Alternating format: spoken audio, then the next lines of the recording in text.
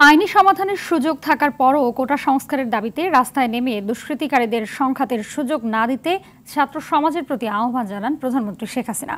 আদালত ন্যায় বিচার করবে আশা করে শিক্ষার্থীদের হতাশ না হওয়ার আহ্বান জানান তিনি। জাতির উদ্দেশ্যে ভাষণের প্রধানমন্ত্রী বলেন, আন্দোলনে অনুপ্রবেশকারী সন্ত্রাসীরা যেন শিক্ষার্থীদের ক্ষতি করতে না পারে সে ব্যাপারে অভিভাবকদের সজাগ থাকতে হবে। বিচার বিভাগীয় তদন্তের মাধ্যমে প্রতিটি ঘটনার বিচার ও উপযুক্ত শাস্তির আশ্বাস দেন শেখ হাসিনা। রুহুল আমিন তুহিনের রিপোর্ট। প্রতিবন্ধকতা ছাড়াই পালিত হচ্ছিল শিক্ষার্থীদের কোটা সংস্কার আন্দোলন। আইন শৃঙ্খলা বাহিনীর সহায়তায় রাষ্ট্রপতির কাছে নিজেদের দাবিও পৌঁছে দেন তারা। তবে হঠাৎই আন্দোলন মোড় নেয় সহিংসতায়। এমন পরিস্থিতিতে দেশবাসীর উদ্দেশ্যে ভাষণ দেন প্রধানমন্ত্রী শেখ হাসিনা। সরকারের পরিপত্র বাতিলে আদালতের রায়ের বিরুদ্ধে সরকার আপিল করেছে জানিয়ে ধৈর্য ধরার আহ্বান জানান প্রধানমন্ত্রী। সরকারের পক্ষ থেকে পরিপত্র বহাল রাখার জন্য সর্বোচ্চ আদালতে আপিল করা হয় এবং মহামান্য আদালত শুনানির দিন ধার্য করে। আইনি প্রক্রিয়ার মাধ্যমে সমস্যা সমাধানের সুযোগ রয়েছে। এই আইন প্রক্রিয়া সমাধানের সুযোগ থাকা সত্ত্বেও রাস্তায় আন্দোলনে নেমে দুষ্কৃতিকারীদের সংঘাতের সুযোগ করে দেবেন না। আমার বিশ্বাস আমাদের ছাত্র সমাজ উচ্চ আদালত থেকে ন্যায় বিচারই পাবে, তাদের হতাশ হতে হবে না। কিছু মহল আন্দোলনের সুযোগ নিয়ে তাদের উদ্দেশ্য বাস্তবায়নে সন্ত্রাসী কর্মকাণ্ডে লিপ্ত হয়েছে বলে জানান সরকার প্রধান।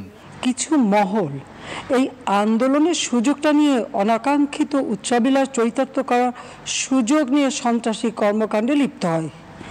এর ফলে এই কোমলমতি শিক্ষার্থীদের আন্দোলনকে ঘিরে যে সকল ঘটনা ঘটেছে তা খুবই বেদনাদায়ক ও দুঃখজনক। আমি আন্দোলনরত কোমলমতি ছাত্রছাত্রীদের নিরাপত্তা নিয়ে অত্যন্ত উদ্বিগ্ন। এই সন্ত্রাসীরা যে কোনো সময় সংঘাতের পরিবেশ তৈরি করে তাদের ক্ষতি সাধন করতে পারে। তাই শিক্ষার্থীদের পিতা মাতা, অভিভাবক এবং শিক্ষকদের প্রতি আমার আবেদন, তারা যেন তাদের সন্তানদের নিরাপত্তার বিষয়ে সজাগ থাকেন। আন্দোলনকে সংঘর্ষে রূপ দেওয়া উস্কানিদাতাদের খুঁজে বের করে বিচারের আওতায় আনার ঘোষণাও দেন বঙ্গবন্ধু কন্যা। আমি বিশ্বাস করি যারা কোটা সংস্কার আন্দোলনে জড়িত তাদের সাথে এই সকল সন্ত্রাসীদের কোনো সম্পর্ক নেই, বরং সন্ত্রাসীরা এদের মধ্যে ঢুকে সংঘাত ও নৈরাজ্যকর পরিস্থিতির সৃষ্টি করছে। যারা হত্যাকাণ্ড, লুটপাট ও সন্ত্রাসী কর্মকাণ্ড চালিয়েছে, এরা যেই হোক না কেন, তারা যেন উপযুক্ত শাস্তি পায় সে ব্যবস্থা নেওয়া হবে।